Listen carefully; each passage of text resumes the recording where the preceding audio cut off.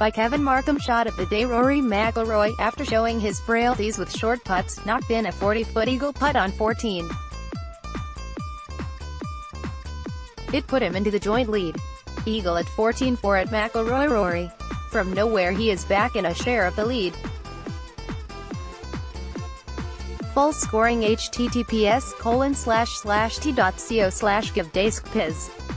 He then hit a laser straight shot on 18 where he made birdie.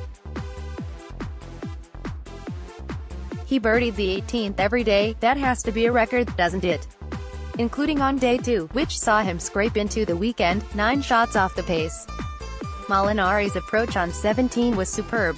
It was a 2-iron into the wind, and he hit it closer to the pin than anyone else that we saw. The 17th, at 460 yards, was the second hardest hole on day 4, and it was brutally tough. Moron of the day's spectator who decided to roar at Tiger on the 18th tee, just before the 14-time major winner hit his drive. Crowd doesn't like it, or Tiger. Poor. First off, show us the highlights. Endless recaps of the previous day's play are a waste of time. Next, Ken on the course has become a parody of what used to be a fun segment. Now it's cringeworthy. And let's not talk about the music that introduces it.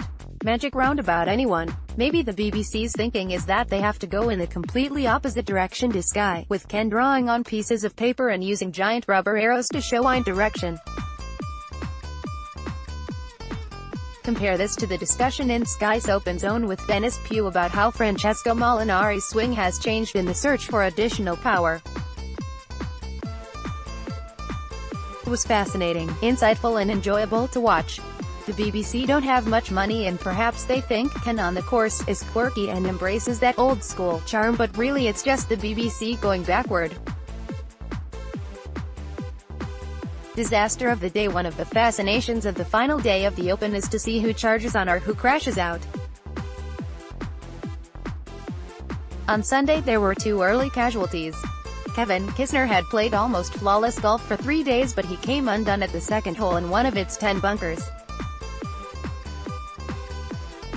He failed to get out and ended up in a worse lie, just inches from the bunker face.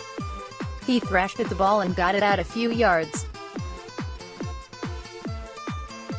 He played a good recovery and then hit the flag with his 5th, but a double bogey 6 proved costly, and he followed it with a poor bogey on the 3rd. He did recover, but the damage was done. Tommy Fleetwood found the bunker on the par 5 6th, played a short recovery shot and then flashed his 3rd out of bounds.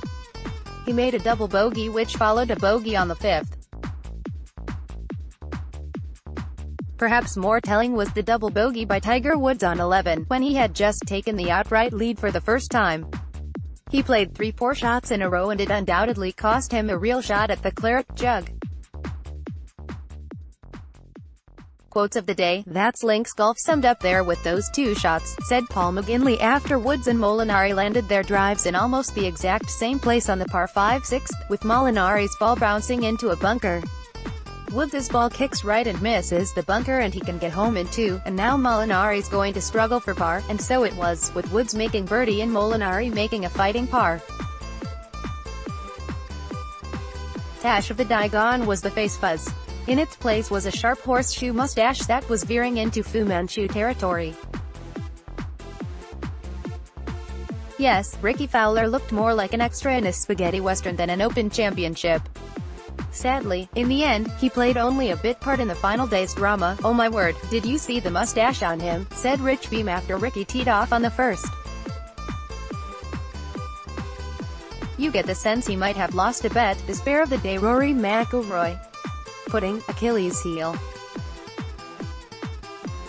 If he could putt from 5 feet he'd have won the Open comfortably.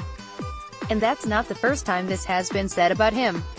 Best news of day: Tiger's back, at Tiger Woods birdies 14, and so does at F_Molinari. Full scoring: https://t.co/give-dask-piz. Over the 4-day Shea took 28, 27, 27 and 29 putts, with the final round 29 an outstanding performance in the windy conditions. Out of the golfers in the top 10, his fairways hit were actually second worst on the final day, at 40%, with only Kisner's 27% being worse. In total, over the 4 days, Molinari had 1 double bogey, 7 bogeys and 17 birdies. Technology of the Dia Marshall was so engrossed in his mobile phone that he didn't notice as the winner, Molinari, walked straight past him.